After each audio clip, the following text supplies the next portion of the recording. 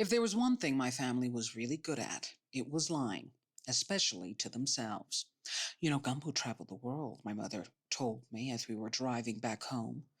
My Titi Gumbo was the most annoying family member out of everyone, and that was universally agreed upon. But apparently, she was not always a nervous, fragile wreck. Yet what I'd noticed is that, in perspective, I was treated very similar to her. She has a PhD and everyone screams at her like she's stupid, my mother declared, surprised by everyone's behavior, especially her aunt's towards technically what was her daughter. Meanwhile, I looked at her alarmed that she had not picked up her own hypocrisy. The women in my family had a way of projecting their own felt stupidity over how men used and abused them by acting like every woman in the family was walking around concussed. Sure, the men were allowed to steal, lie, cheat, and even beat, but your sister not being able to pick you up from the airport? Now that's abandonment. My aunt was watching Caso Cerrado, which she always did, and it was something I noted in the aging depression of my matriarchal family increased TV watching. My grandmother would watch self help shows led by female hosts interviewing serial cheaters or rebellious teenage pregnant daughters. My mom, like her aunt, would watch judge shows and smirk at how ridiculously stupid the world was compared to her. And that was the key that linked both her and her favorite aunt. The bitterness of knowing you're smarter than your actions, and the chance to raise a daughter to believe all she would do is take dumb ones. Aquella bruta, my aunt yelled. The legends of Gambu's identity and perspective were tragic. Here was a woman that knew 4 languages, was rated one of the top teachers in our town, and made sure, despite questionable taste levels, to always doll herself up with self-care. Yet nobody treated her as if she was layered. She was just whatever identity they wanted her to be, depending on what they felt about themselves that day. ¿Cómo me va a cambiar el canal? My aunt aggressively questioned. It was simple. Just change the channel back, yet she couldn't. The energy of the entire house had shifted into investigative. Why would a 55-year-old woman who knew her 75-year-old mother loved Caso Cerrado change the channel to watch something as flimsy and uneducational as the news? Es que solo quería ver las noticias, mami, she said simply, like a child blissfully unaware of her parents' complications. Pero tú sabes que yo veo Caso Cerrado, carajo, my aunt barked. It should be noted that when Gambo was a girl, her father would beat up her mother so badly that her mother chose to commit suicide attempts over talking back to him. I guess she found her voice. My mother, the quiet defender, stayed quiet and only remarked on the incident as we were driving back. Yet years would come and she would yell at me in the same way. Where was the remote? Did I hide it? Why did I buy her Diet Coke when she already has one? Do I listen?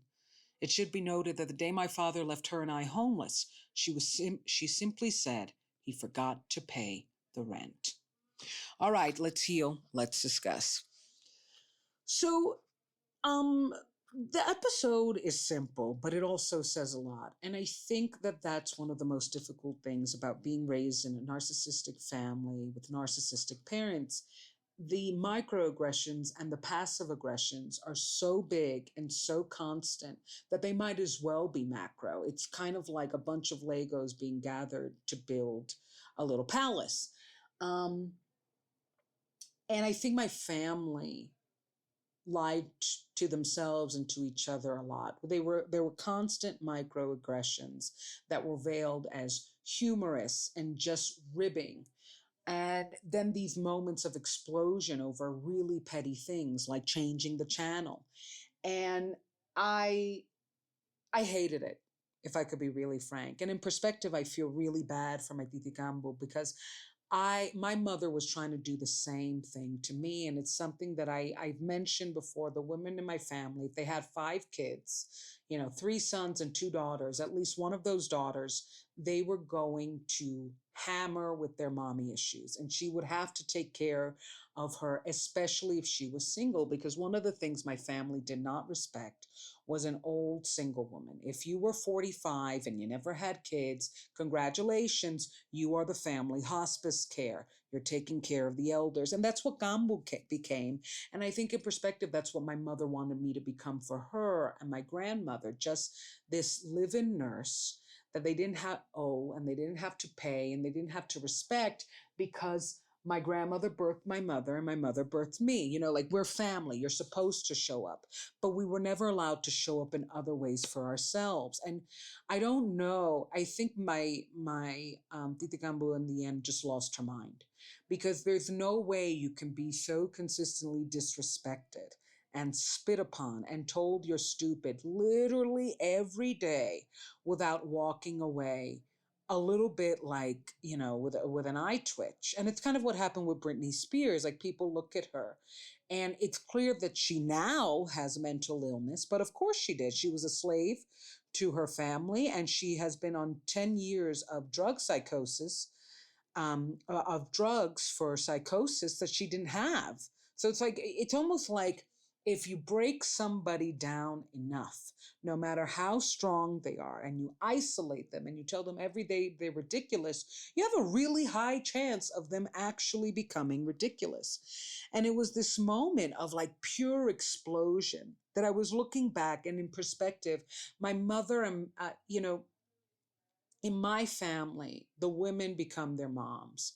And I felt like I was becoming my mother, in that I was really servile and really submissive and never talking back, even though I was accused of doing it, never yelling, even though I was accused of doing it, just kind of being totally erased for whatever marker she wanted to use to draw on me her insecurities.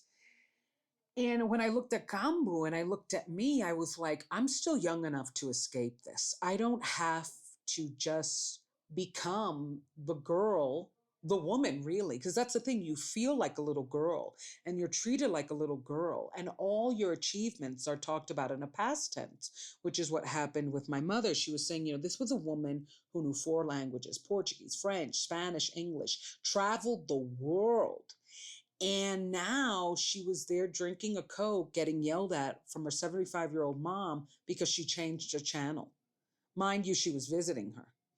And it's this moment of, the women in my family did not have a sense of reality, because my aunt, for years, battled suicide attempts because she was in a domestically violent relationship with my uncle. And my great aunt, that is. And he would come in the room, absolute silence. Yet this changing of the channel, I think all the stray dogs of Puerto Rico avoided our house for months because they were frightened by the thunderous voice. And I felt really, really, really bad for Gambo, but I stayed quiet because, Lord knows, as a child, even if you're defending an adult from another adult, the point of what has made me really struggle with visibility was that in my family, children were safer and healthier and happier if they were invisible. And if you showed up to do a performance of gratitude, great, you can have an extra Oreo, but go away. I often joke with my friends, I really think that my family thought the perfect child was in a coma. If they were just alive but dead, my God, such a well-behaved kid. And we were so constantly monitored. And out of all the adults, she was the one that was monitored exactly like us. Always yelled at, always called stupid, always being made fun of. And in perspective, what really triggers me about this story is that it was the same with me. Everybody in my family made fun of me, including my mom with her approval. But my cousins didn't get made fun of. And it's one of the things that I really have to swallow, because the episode is called Caso Cerrado, because that's what she was watching when I saw the spiritual crime happen.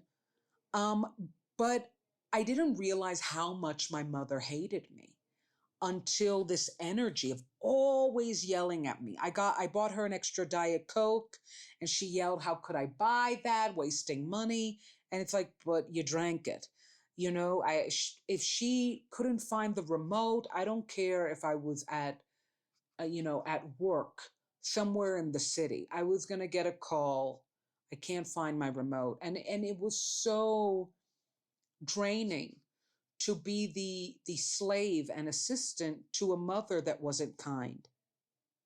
And then The minute somebody visited, it was the tap dance of, oh, we love each other. Oh, we're so healthy. We're so great.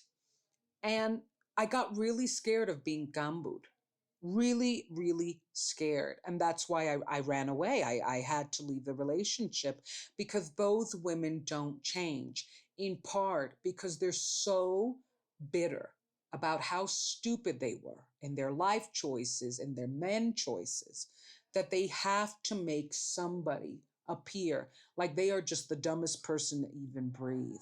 And that's what I became for my mom because technically I was her only child, although she loved my cousins as if they were hers. And I think that's where my mother failed to have a reality check. I showed up for her. I was her cambu that visited her. And she threw the remote and said, why did you change Caso Cerrado on me? And it's really difficult. It's really, really, really difficult to swallow that your parents hate you because that moment, they will either A, not remember and say it never happened, or B, it didn't happen that way, even though it did happen, or C, make it look like they love you. It's just you really are dumb for changing Caso Cerrado. And oh my God, trauma laughing. And I think that kind of wrapping it up and going back to what I said, when when you are in a relationship where everything you do, my mother was always making fun of me, how I cook, even how I chewed lettuce to the point where I don't want to eat salads publicly. When you are in a relationship that has deduced you into being nothing but stupid, if you don't leave that relationship, you will die. And that's what was so tragic about Gambu. Everybody treated her like she was a little girl, but in truth, she was a dead person. She only ate what they gave her. She only went where they took her. And this was somebody who was 45, like she had life. And yet, the mental beating and lashing of her by all of her family, because my mother may have agreed that they were hard on her. But if nobody defends you, if nobody stops it, and if occasionally they join in, what's the point of quiet defense? So check out daddyrecovery.com, check out Hardin on all music platforms, and follow this podcast on all socials. Let's heal, right?